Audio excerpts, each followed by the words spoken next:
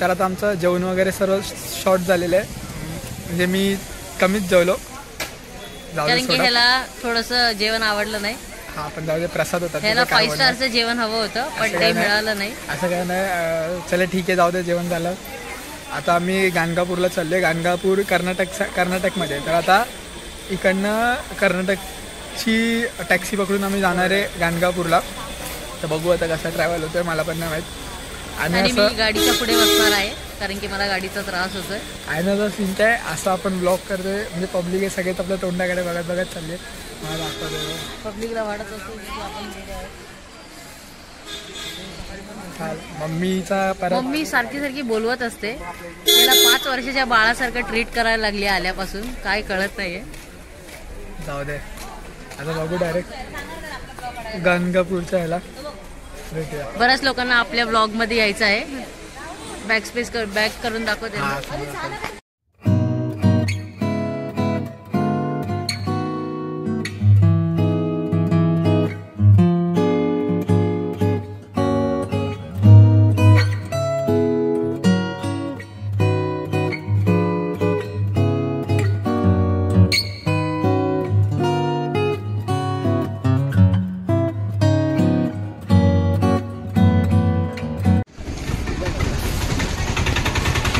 तर इथे आलोय गाणगापूर, बरोबर ना? कोणतं काय गाणगापूर? गाणगापूरला आलोय. 2 तास लागले तब्बल यायला. मग अजून 2 तास येऊन गाडी तिथं थांबली आहे. सगळे चालत येतात आणि पुढे चालत जायचं. आता तर दाखवतो. कर्नाटकमध्ये आल्यावरती सगळ्यात मेन गोष्ट दिसली ती ही.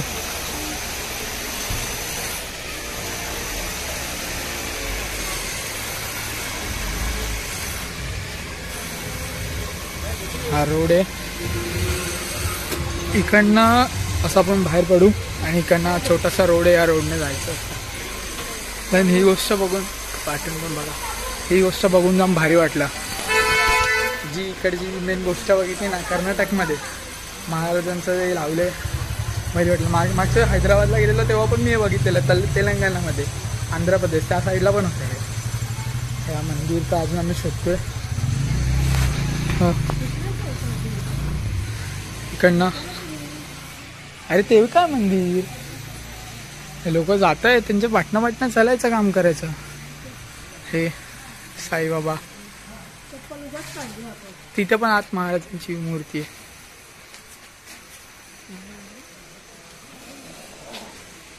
एकदम छोटा रोड आहे. काय ॲक्युप्रेशर होतोय पायाचा. हा, तुमची आज सकाळी वॉकिंग नाही झाली ना? तर ही आणि ही आमची मम्मी दररोज सकाळच्या वॉकिंगला जातात. आज त्यांची वॉकिंग बसमध्येच झाली.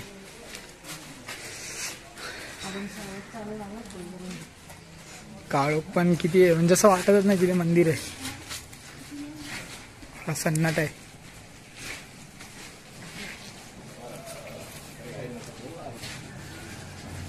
इकडनं असं वाटतंय मंदिर आहे. मला वाटतं आपण रोड त्या साईडला, आपल्याला पाठच्या साईडने उतरलं ना.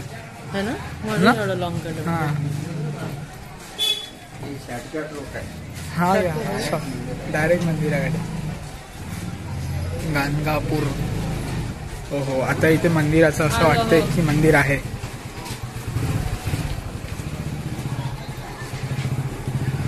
आत मोबाईल एंटर असेल का काय माहित नाही मला, बघू तरी पण.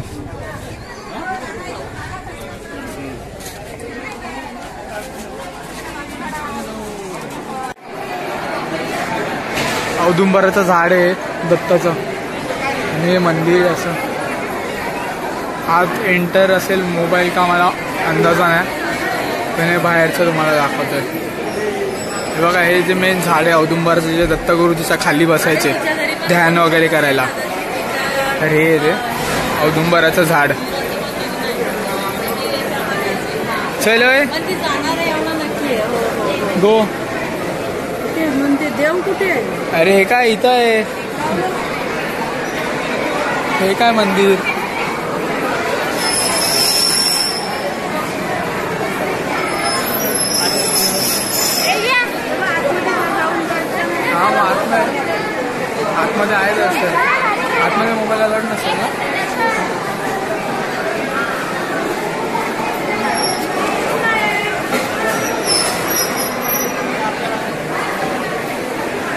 आतमध्ये दर्शन, आतमध्ये मोबाईलला अलाउड नाही.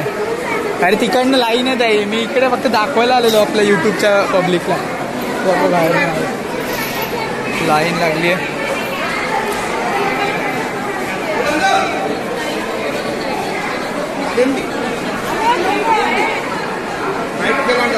लाईन खूपच आहे. वरनं आली आहे फिरून लाईन. दत्तगुरूंना लांबूनच नमस्कार करूया. लाईन बघून आमची डिगभर फाटली, कारण की आम्हाला इकडनं परत 2-2.5 तासाची जर्नी करून परत जायचं आहे अक्कलकोटला. त्याच्यामुळे एवढं आमचा काही टाईम नाही. परत गार्डन पण फिरायचं आहे. पण हा मग काय काय आलं.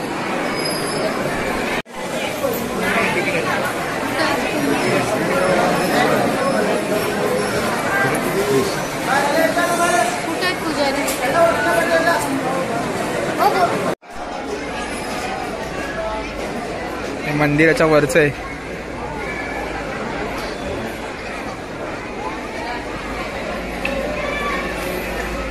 तिथे लाईन आहे.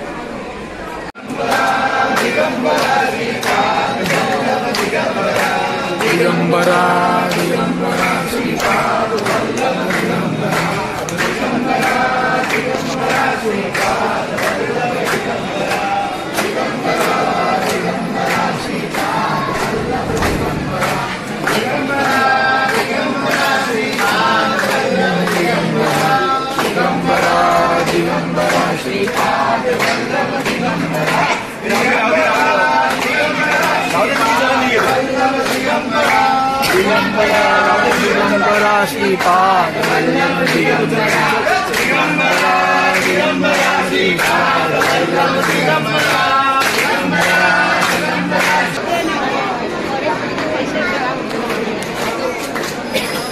इकडनं खाली उतरायचं आणि हे मंदिर आहे.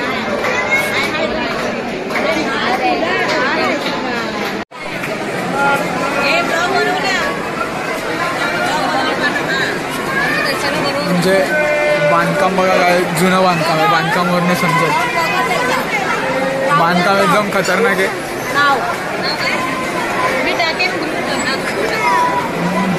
आणि ते खांबे दिसत आहेत. त्या खांब्याचा एक सीन आहे, तुम्हाला थोड्या वेळाने सांगतो.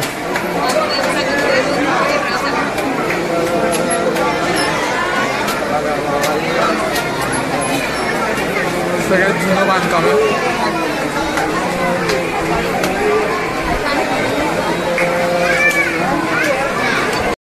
निराकार गुरु गुरु रे निर्गुण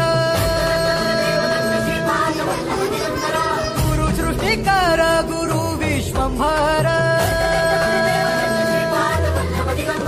निराकार गुरु गुरु रे निर्गुण गुरु सृष्टिकर गुरु विश्वंभर गुरु विण नोहे साधु मुनि जन गुरु विण साहू कैसे जीवन गुरु विण नाही नर नारायण गुरु चरिताचे कर पारायण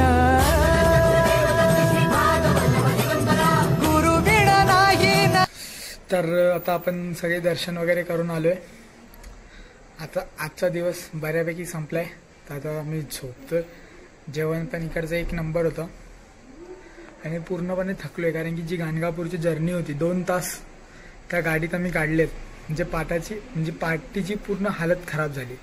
जाताना 2 तास आणि येताना 2 तास असे काढले. तर उद्या सकाळी लवकर 4 वाजता उठायचं आहे, कारण की सगळ्यात पहिले आरतीला आम्हाला जायचं आहे. आणि ते सीन काय सकाळी 4 ते 8च फक्त गरम पाणी येतं, हे लक्षात ठेवा. मग आम्हाला सकाळी लवकर उठायचं. 4 वाजता सकाळी आम्हाला आरतीला जायचं आहे. त्यासाठी लवकर झोपायला लागेल. तर आजचा ब्लॉग इथेच संपवतो. परत भेटूया. परत कशाला पुढच्या ब्लॉगमध्ये सगळे पार्ट 2 मध्ये भेटूया. अजून आपला उद्याचा दिवस बाकी आहे. चला तर मग असेच बनून राहा. आणि व्हिडिओ आवडले असेल, तुम्हाला माहिती आहे काय करायचं, लाईक शेअर सबस्क्राईब करून टाका यार. चलो बाय पब्लिक.